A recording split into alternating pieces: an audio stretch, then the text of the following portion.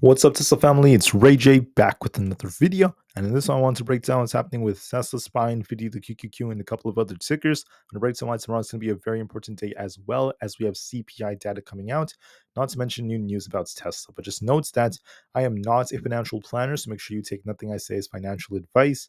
And also, if you guys can, please check out the Moo link. If you deposit $100, you're guaranteed 5 free stocks. Deposit $1,000, you're guaranteed 15 in total, not to mention 8.1% APY on uninvested cash. Soft runs very soon, so check it out before they run out. Anyways, now let's talk about what's happening to Tesla. Looking at Tesla so far, we look bullish from a technical standpoint as we're getting a bullish crossover on the PPO, not to mention the fact that we're trying to fill imbalances above. So it looks bullish technically speaking, but the question is what else will affect this and whether or not this move will last with CPI coming out. So I just want to talk about those factors first before I break down these charts. Please remember that's tomorrow. It's going to be Wednesday, September 11th, 2024. 1 hour before the market opens, we have the CPI data report coming out, which is going to be huge for the markets. We're expecting a big move either to the upside or the downside, depending on what the data looks like. And it's going to be affecting Tesla, SPY, and the entire market. So just notes that for core CPI, month over month, we're expecting 0.2%. The last time this came out, we also got 0.2%. So it's going to most likely be decent looking at some other pieces of data. So I think that this should be fine. I also think that core CPI year over year should be fine as well at that 3.2% target. That's what we're expecting. That's the same thing we got last time. So that should be okay. For inflation month over month, we're expecting 0.2% as well. That should be fine. I'm going to show you exactly why I say that.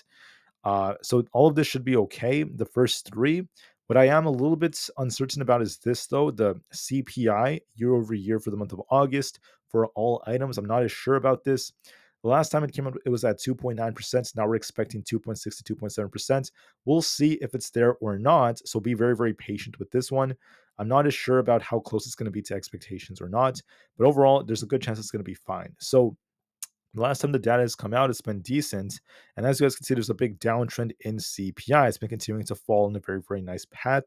And then always remember that the previous report does affect the current one. So, for instance, when we saw this big decrease in April compared to March for all items in core, we saw the same thing happen in May and then in June. So we're on this big downtrend. It's going to most likely continue as time goes on. We never got CPI below 2%, though, or at 2% flat quite yet, or even like core. So it's going to take some time to get there, of course, but we'll see if we get close to that 2% target as well. So I'll be watching that. Besides that, there is one thing that is making me more optimistic about this. If we look at CPI versus crude futures, this has been a very, very interesting correlation. So you guys can see when CPI is increasing, crude is usually following the trend, and then they tend to move very, very similarly, right? So the data for crude futures is already out, but the data for CPI is coming out tomorrow. This could give us more insights. So if we look at, for instance, the month of July, CPI for all items was at 2.9%, and then crude futures had an average price of about 80.5. So crude oil ended up being at about 80. And then in August, okay, for the month of August, right over here, CPI is not out yet, but crude oil futures went down to about 75.42. So because crude is dropping, there's a good chance that energy coming down is going to dictate CPI. And CPI is going to most likely be coming down again. So all the data should be fine because we're expecting the same thing for like core and then inflation for month over month. Everything should be fine for the top three right over here based off what I'm seeing from crude. But I am not as sure about this fourth one right here. CPI year over year, I'm not as sure if we're going to gets to 2.6 to 2.7%. It should be close, but I don't know for sure if it's going to be much lower. So we just have to wait and see on that. That's going to be very important for us moving forward. Now, with that being said, please note that the data that comes out tomorrow is going to be affecting the Fed's policies. We're going to be watching to see how this shifts our Fed fund futures expectations. There's a 69% chance we get a 25 basis point cut in the market's opinion, and about a 31% chance we get a 50 basis point cut. So if hypothetically, if we get a good CPI, if CPI is well below expectations, if it's low and nice, this is going to start going up a little bit higher. This is going to start going down because the market's going to be expecting the Fed to be more dovish. We'll be watching to see if that ends up being the case. If CPI is so-so, these may be very similar. And then if we get a bad CPI, just hypothetically, this is going to probably start going up a little bit more, and this will start going down a bit more because the market's expecting the Fed to not be as dovish as it could have been. So we'll see. This is very important. This is going to cause a big move in the markets. That's what's going to fuel the volatility we get for tomorrow. Now, right now, the market is fearful. Fear is making up the majority of sentiment. We'll see if this gets closer to neutral or not. Momentum is also quite fearful. We'll see if this goes up to neutral. We'll just have to wait on this. For the puts and call option ratio right now, we're starting to see a nice little increase, which is showing that more puts are being bought and extreme fear is making up the majority of sentiment. So there's a lot of puts being bought right now in the markets. Will we see a big short squeeze as a result of that? We'll have to wait and see. Right now, the VIX is dipping, looking more bearish, which is a good sign for the bulls. So we'll see if this continues. With that being said, we had two big headlines coming out for Tesla. Tesla's EU tariffs for Chinese-made EVs imports may be going down. So once again, the European Commission gave Tesla an individual tariff of about 9%, and now they're saying that it could be reduced below 8%, about 7.8 in total, which is a good piece of news. However, it's not officially confirmed yet. This is just, a possibility based off what has been said, but it's not officially confirmed yet. On top of this, there's also some news about how Tesla is partnering directly with the smart breaker. This is very, very good to improve the Powerwall integration, make their energy usage more optimized, and then this could help them extend the backup during, for longer durations during a grid outage. So that's very, very good news. So that's Eton that are going to be partnering with Tesla for this. Energy storage is a big sector for Tesla, so that's a good piece of news. Anyways, that's it for my analysis about those things. Just two more things, and I'll start talking about Tesla in the charts. So Cantor Fitzgerald is neutral on Tesla. Morgan Stanley is giving them an overweight rating nonetheless. And then GLJ Research is saying to sell Tesla because they have a different view. So those are what analysts are saying. Price price ratio is kind of flat. And then I'm not too worried about this data, guys. We do tend to be more volatile in the morning and also at 1 p.m., but it doesn't matter as much because CPI is full of anomalies. Volume is currently at about 75 million, went down just a little bit, but we're still holding up very well despite that. So what do I see for the charts? What is my prediction for Tesla? Let's talk about this. In my opinion, I would say that Tesla, from a technical standpoint, looks a little bit more bullish. If we manage to hold up where we currently are, I think we're going to continue to push up for that 228 target, which is where we have this imbalance, followed by the 230s. We have this 230 resistance and then 234. If we're bearish, you want to see this thing basically lose 225. If 225 fails, this will be tipping all the way down to 222, followed by 220. So in my opinion, Tesla is looking more bullish as we try to fill this imbalance. It looks like it wants to push higher from a technical standpoint. It looks like it does not want to dip all the way down to 220 and 217. It looks like it wants to go higher. So there's a good chance it's going to try to continue to do that. But this is my big warning for everyone. I wouldn't turn way too bullish yet looking at seasonality because this does tend to be one of the most bearish periods of the year for Tesla and the markets, so don't be way too bullish. It is possibly pushed towards the low 230s, then we could reject and come back down, but we will see if Tesla could hold above the 230 area or not. I think we're going to push a little bit higher tomorrow most likely, but it depends on CPI, of course, so be prepared for anything. But even if we do get the pump, it might not last forever. It could just be a temporary move up here into this 230 area before we end up coming back down. So that's my warning for everyone. I wouldn't be way too bullish, way too optimistic. For SPY, I think this will also dictate Tesla. If we lose 547, we get a bad CPI, we're looking for basically 545 and 543.8 as our main supports. If we're bullish, we break past 550, we're looking for 553, followed by 556, all the way up here as our targets. In my opinion, from a technical standpoint, we do look more bullish. So I think that the odds favor SPY trying to push up for 553 to 556 for a little bit more upside. I think that's more probable, but whether or not we continue the pump depends on different factors.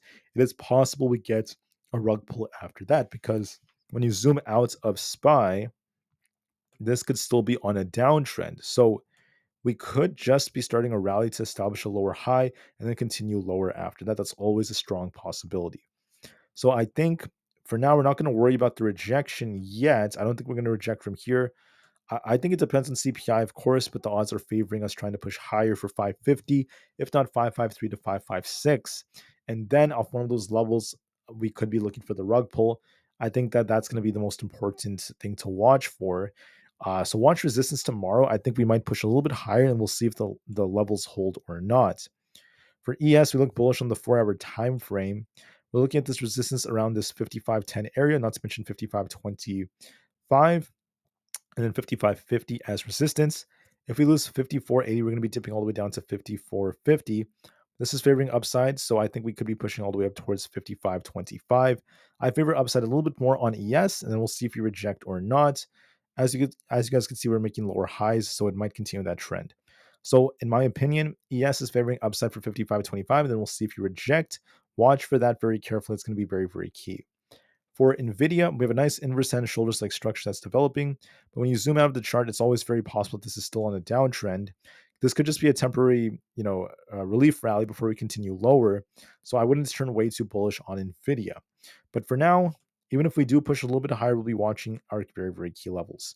So if we're bearish, you want to see this lose 104 and start dipping down to the low 100s. If we're bullish, you want to break past 110 and start pushing for 112 and 115. My guts tells me this is an inverse head and shoulders when we favor the upside for that 112 to 115 target, and we look a little bit more bullish. However, the move might not last forever. We could see a temporary rally, but then Nvidia could fail at one of these resistance levels because of the seasonality and the way that this is moving. So just to be very frank, you know what our bearish target is. If we lose 104, we're bearish. Break 110, we're bullish. It's possible we do something like this where we consolidate and start pushing up to resistance, and then eventually we start to form our top and start coming back down. That's a very, very strong possibility. So we'll see. For others out there, such as NQ, NQ is also in a very, very interesting trend. So it has a nice accumulation that has been forming very, very well, but we haven't broken past some key levels. We're looking at basically 18,850 as resistance and then 18,976, not to mention 19,100. If we're bearish, looking for 18,800 as support. If that fails us, we're going down to 18,500. So I think what's going to likely happen is we push a little bit higher on NQ. It looks a little bit more bullish to me. The most likely case is we try to push up to this resistance, which if we do break, we could go to the low 19,000 area before we end up establishing a top for us to continue lower, right back down. That could be another big factor for what's about to happen. Whether or not we get that rejection depends, and whether or not we get a rally depends on CPI. I presume we're going to most likely push a little bit more before we see the next move. For the QQQ, it's the same thing essentially. If we end up losing 455, we're looking for 453 or below.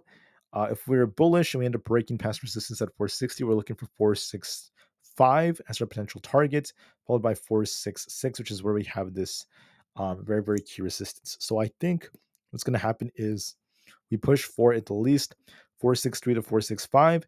Then we consolidate and we'll see if we get a rejection off that or not. So look for a little bit more upside and we'll see what the move ends up being like. For Apple is just completely range bound for the last couple of weeks. It's been just stuck going back and forth. Every time we hit 217, we get bought back up, and every time we hit 222, we reject.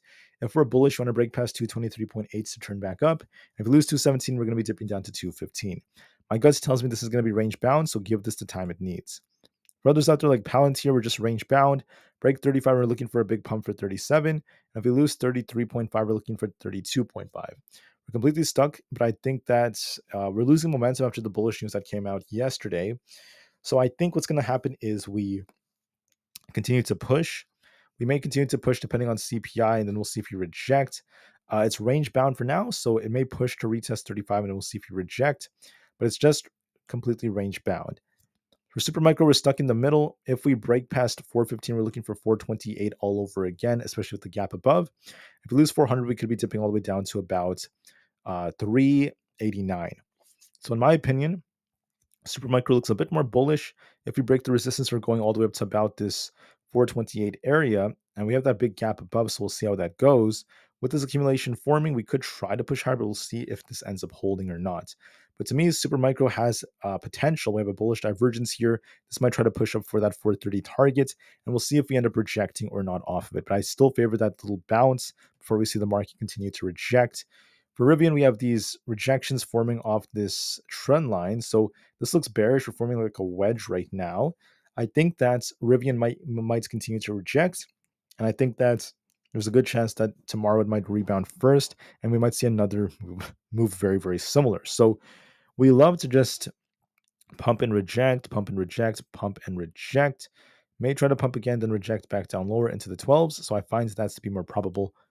For SoFi, we look like we want to rebound a bit. If we lose 7, we're looking for 6.8. If we break past 7.2, we turn bullish. My guts tells me 7.2 to 7.3 is coming, but then we'll see if we reject or not off of that. But overall, it looks a little bit more bullish for a temporary bounce. For the IWM, we have 208 as resistance. If that breaks, we're looking for 210, followed by 212. If we end up losing 208, we could be dipping back down to 206 and 204. My guts tells me we're going to be pumping up to 210, if not a little bit higher, and then we'll see if we reject off the IWM or not. So give this the time it needs. For AMD, we have a nice inverse head and shoulders like structure. As long as we hold above 142, we're favoring a push for this imbalance towards 146. So it looks more bullish to me. But if we lose 142, we dip back down towards 139. My guts is telling me this is going to push up for 146 to try to push a little higher. Maybe go all the way up to 148. Then we'll see if we reject or not off that resistance. But there could be more upside coming to it nonetheless. For ARM, has a very similar setup as AMD in my personal opinion. It's doing a good job at holding up.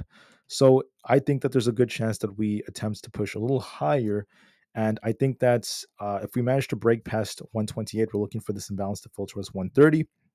If we lose 124, we're looking for a dump to 119.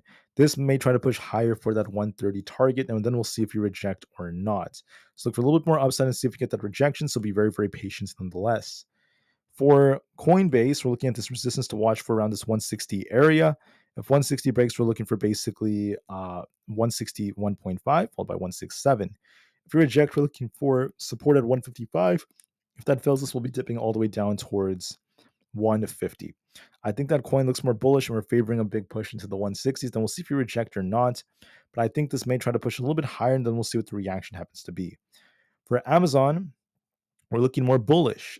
If we were to hypothetically lose 178, we turn back down to 175. If we break and hold above 180, we're looking for 182. I presume this is going to be pushing up for this 182 area, but last time when we hit 182, we got a rejection. So we'll see if Amazon rejects or not. For now, look for more upside after CPI most likely. Then we'll see what the move happens to be. For Meta, if we're bearish, you want to see it lose 500 after CPI. And if you're bullish, you want to break past 514. We're completely stuck in this range right now, going back and forth and back and forth. So as of right now, there's not really much of a direction on Meta. We'll just have to wait and see which way it breaks just for confirmation. For Microsoft, we're looking a little bit more bullish to me. We're actually pushing up very, very nicely. I see quite a bit of potential in this chart.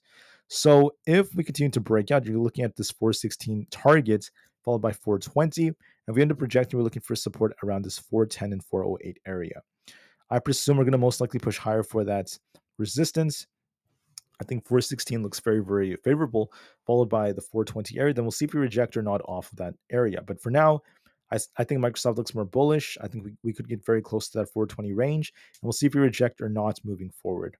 For Google, I think that if we turn bullish, you're looking for 154. And if we're bearish, you're looking for a dip all the way down to about 148. I think we might be pushing up for 152.5 to 154. Then we could be dipping back down after that. But for now, look for a little rebound on Google so long as we hold above 150. That is the most likely case in my opinion. For DJT, this is once again looking a little bit more bullish. We have this like big debate that's coming up for today. So we'll see if that leads to a big move for this. We could be looking for a push into the 20s if we end up getting an interesting reaction. But I think it depends on what is said during the debate. So that could be a little tricky. CPI will also affect it too. So we'll see. The VIX is at support at 18.94. Will we bounce off this if CPI causes a rug pull, or will this end up dipping? It looks a little bit more bearish. I presume it might dip a little bit lower. So be careful with those options if you're trading them. For the 10-year treasury yield, we look more bearish. We're continuing to dip right now, so we'll see how this is affected by CPI. And then the dollar index is continuing to push.